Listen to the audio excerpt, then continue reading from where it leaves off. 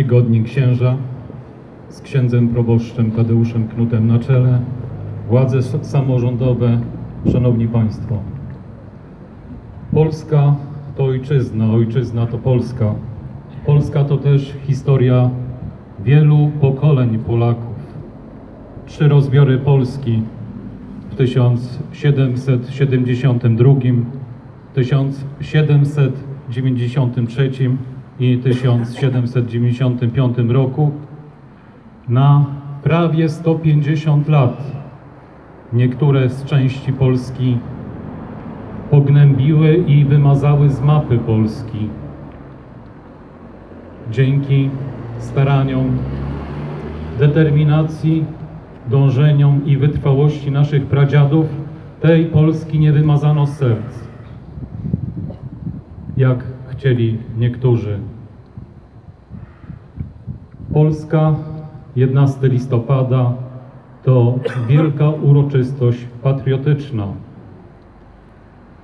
W okresie okupacji niemieckiej 1939-1945 nie pozwalano Polakom obchodzić tej uroczystości, ale kilka dni w tą rocznicę 11 listopada pojawiały się na wielu budynkach, chodnikach, placach, płotach napisy, ulotki dotyczące niepodległości Polski. Jeszcze Polska nie zginęła, Polska zwycięży, a od 1942 roku pojawił się znak Polski walczącej. Okupant niemiecki szczególnie w tę rocznicę dotykał Polaków. Przykładem może być nasza Golgota Kaszubska, która znajduje się w Lasach Piaśnickich. Tam szczególnie 11 listopada 1939 roku zgnębiono Polaków. To był dzień, w którym najwięcej rozstrzelano Polaków, bo prawie 350.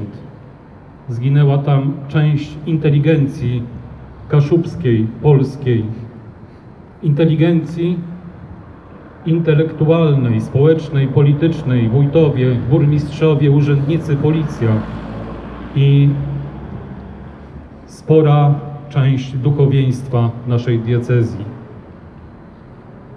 Jednym z takich zamordowanych w tym miejscu był prawdopodobnie, choć jeszcze to dzisiaj nie potwierdzone, ale prawdopodobnie mieszkaniec Sierakowic, kawaler Virtuti Militari, jedynego takiego odznaczenia w naszej okolicy, Józef Kaczmarek. Inną taką osobą pochodzącą z Wejherowa, właściwie mieszkającą wtedy w Wejherowie była 30-letnia zakonnica Zmartwychwstanka, która była dyrektorem szkoły dla dziewcząt. Była przełożoną klasztoru w Wejherowie. Siostra Alicja Maria Jadwiga Kotowska. Miała 30 lat. I cóż jej Niemcy zarzucili? Zarzucili jej to, że powiedziała, że jest Polką. I ją rozstrzelano. Dzisiaj leży tam. Jest pewne świadectwo, bo pozostał po niej różaniec w mogile numer 7. Ona została beatyfikowana w 50. rocznicę tego rozstrzelania przez świętego Jana Pawła II obecnie. To są Polacy, którzy wymagają naszej pamięci. Ten pomnik Matki Boskiej, Królowej Korony Polskiej też jest świadectwem i świadkiem patriotyzmu mieszkańców Sierakowic i okolicznych wiosek, miejscowości. To tu gromadzili się mieszkańcy, Polacy Kaszubi, aby ukazać swój patriotyzm, swoje umiłowanie ojczyzny. To tu, w tym miejscu, w latach 30. okresu międzywojennego, sługa Boży ksiądz Bernard Łosiński odprawiał mszę w intencji ojczyzny. Ten pomnik też jest upamiętnieniem ofiar I wojny światowej. Nie zapominajmy o tym. Dzisiaj Polska jest krajem wolnym i oby tak było po najdłuższe lata. Niekiedy, czy często zdarza się, że Polacy zaczynają się dzielić na różne frakcje. Bądźmy ponad tym. Nie dajmy się zniewolić złu, które do tego prowadzi.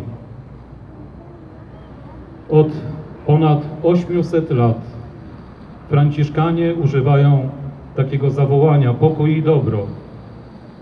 I gdybyśmy tą drogą poszli i gdy tą drogą pójdziemy, to będzie się nam żyło o wiele lepiej.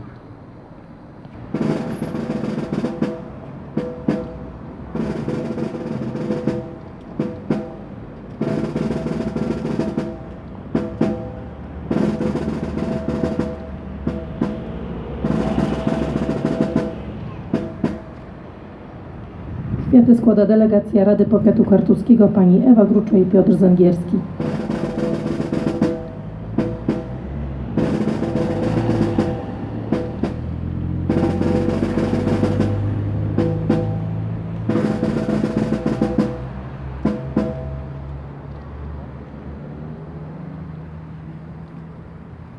Kwiaty składa delegacja Rady Gminy Sierakowice z przewodniczącym Mirosławem Kuczkowskim.